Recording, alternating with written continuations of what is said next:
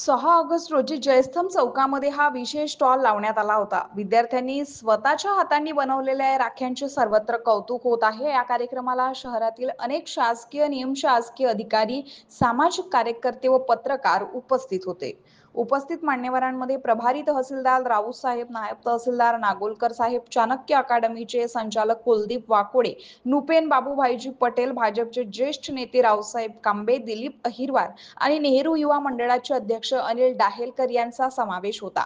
या सर्व मान्यवरांनी स्टॉलला भेट देऊन विद्यार्थ्यांना शुभेच्छा दिल्यात। या ठिकाणी आमच्या श्री संत गुणवंत महाराज मतिमंद विद्यालय तसेच स्वर्गीय एम.एस. निवासी मूकबधिर विद्यालय या विद्यालयातील दिव्यांग विद्यार्थ्यांनी आपल्या कष्टातून, परिश्रमातून ज्या ह्या राख्या बनविल्या आणि त्यांचं खरोखरच या ठिकाणी कौतुक करावं असं वाटते की मी संस्थेचा अध्यक्ष असून अशा या मतिमंद व मूकबधिर विद्यार्थ्यांना मुख्य प्रवाहात आणण्यासाठी व त्यांना पैशाची देवाणघेवाण, आर्थिक व्यवहार समजावा यासाठी आज हे राखी त्यांच्याकडून तयार करून घेऊन बाजारात विक्रीसाठी आणली आणि तसेच याला भरपूर सहयोग मिळून राहिला। या ठिकाणी भारतीय जनता पार्टीचे वरिष्ठ नेते रावसाहेब भाऊ कांबे सुद्धा येऊन गेले, तसेच नुपेन भाई पटेल, पंकज नुपेन कुमार पटेल ते सुद्धा येऊन गेले आणि थोड्याच वेळात नायब तहसीलदार नागोलकर साहेब, कैलाश भाऊ महाजन,